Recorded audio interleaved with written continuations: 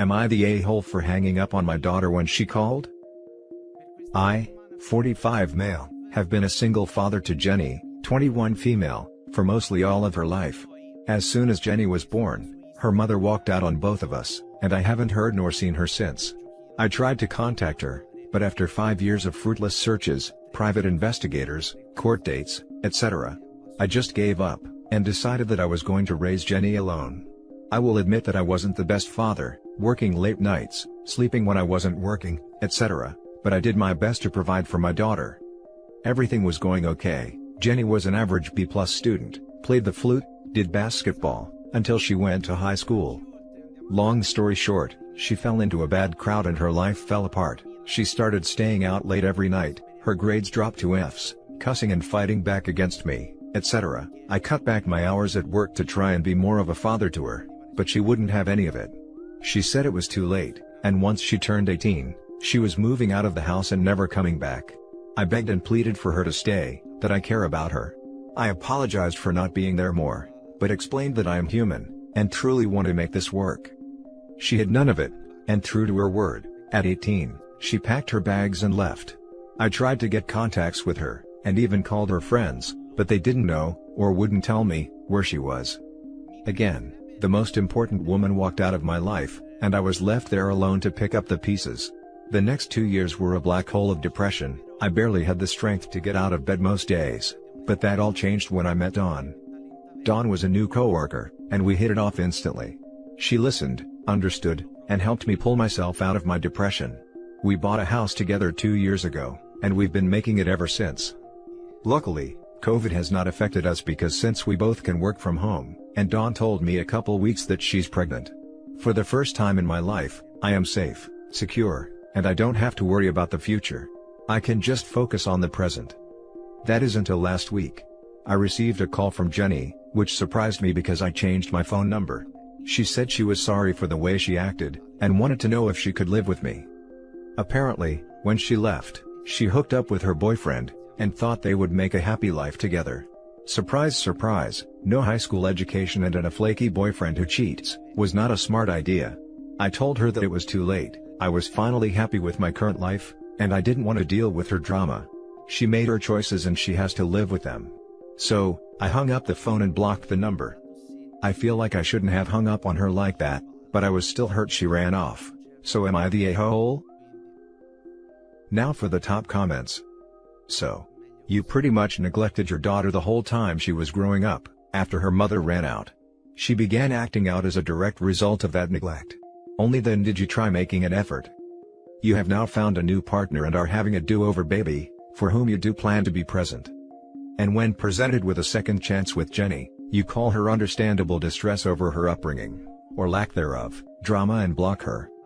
How are you not the a-hole? You're the a-hole. Keep in mind he was a single father, and it is very possible that working long hours may have been necessary considering mom was a deadbeat.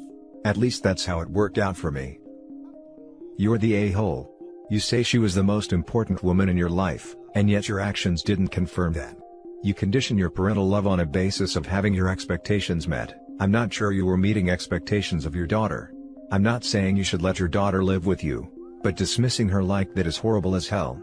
I hope you will be a better dad to your next baby. You're the a-hole. Her mother walked out on her when she was very young and you threw yourself into work.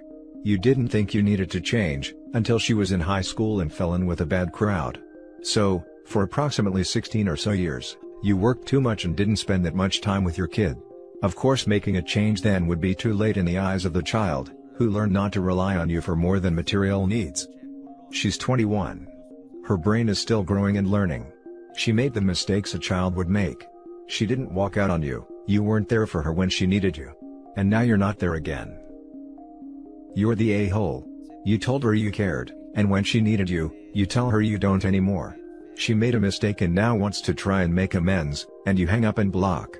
You never truly loved her if you would just turn your back on her. How about she never loved him until she needed something? Isn't it coincidental that she is only contacting him now, because she is in a tough spot? She seemed to have no problem turning her back on him. Now for the next story. Am I the a-hole for telling my 29 male, mom, 58 female, If you want privacy, then move somewhere else, as a response to her complaints. I live in an apartment with 3 bedrooms, 1 large room, a smaller room, and a room which they marketed as a bedroom, but is essentially a hyped-up broom closet that barely fits a 1-person bed. I use the large room as a bedroom, and the second biggest room as an office for my work, which is mostly done online even before Corona, so I can do without it. And the smallest room is not big enough to house my setup and files, and unless I massively downsize my bed, it doesn't fit in my room either, hence the office. The smallest room is set up as a guest room with a single bed, wall-mounted TV, and a small closet.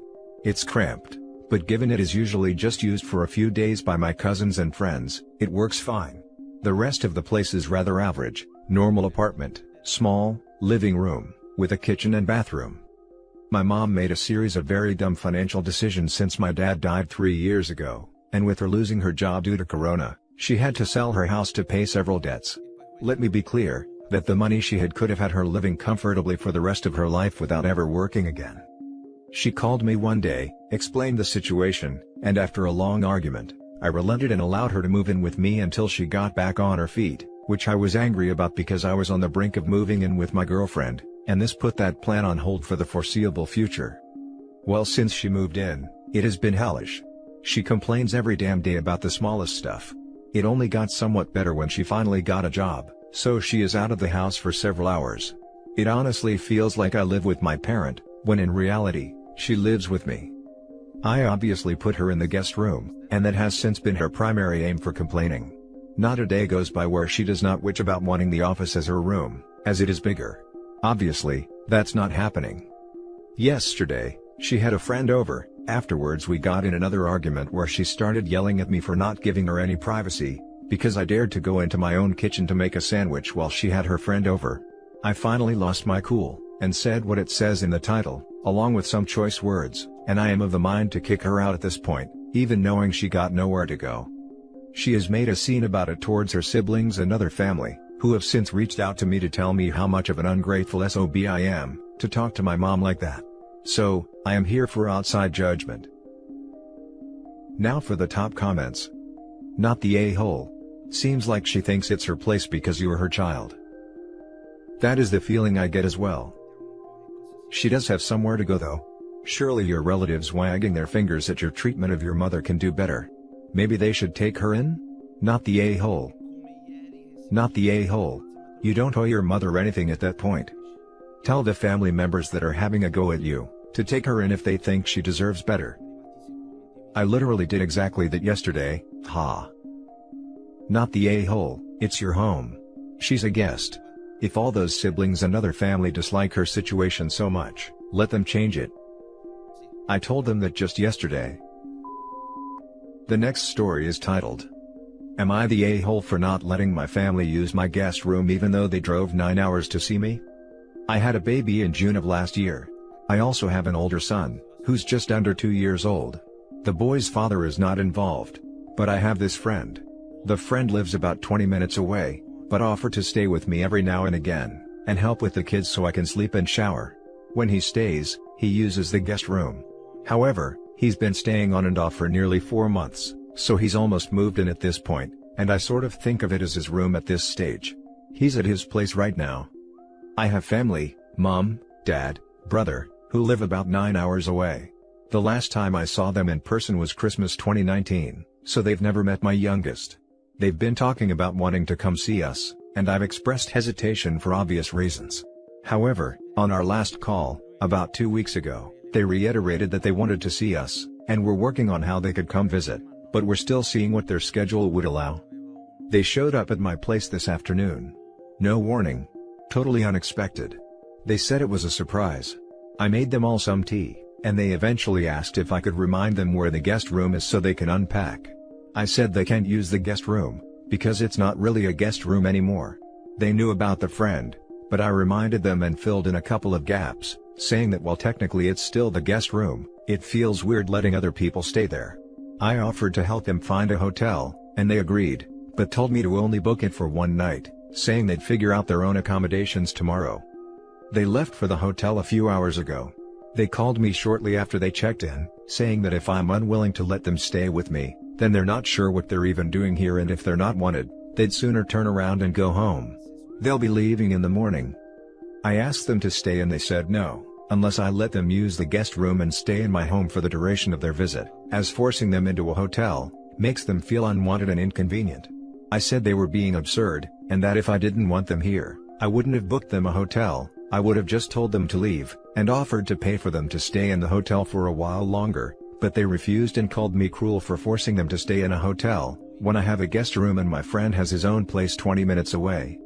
Am I the a-hole? Now for the top comments. Not the a-hole. Your family sure is. 1. For surprising you. 2. For assuming they can stay with you. 3. Assuming you are fine with 3 adults staying in your home while dealing with a 6-month-old and a 2-year-old. I'd straight out tell them it's their fault for surprising you, and that should they ever desire to visit again, adequate notification is needed and they will not be staying with you. Also blackmailing them. Not the a-hole. They showed up with no warning during a global pandemic. Regardless of the pandemic situation where you live, there's still a pandemic and you have 2 young kids. Outside of that, they gave no warning about their visit. You're being more than accommodating by paying for their hotel. It's your home and your decision. If they had given you notice and allowed you to set terms and boundaries, this would not be an issue. So, they drove 9 hours and showed up on your doorstep with no warning whatsoever. Okay. Do your relatives not have a phone, cell phone, email even? No warning so you could clean, buy groceries, wash linens? To the house of you and your 7-month-old daughter. During a pandemic, no less. Have they even had a COVID test? Oh my God, they are lucky you let them come in at all. I would have talked to them outside, 6 feet away, while wearing a mask. OP, wish them a safe, swift trip home. Not the a-hole. They have all possible methods of communication. They even own a fax machine for crying out loud. They said it was a surprise, but I can't believe they didn't even think to text me.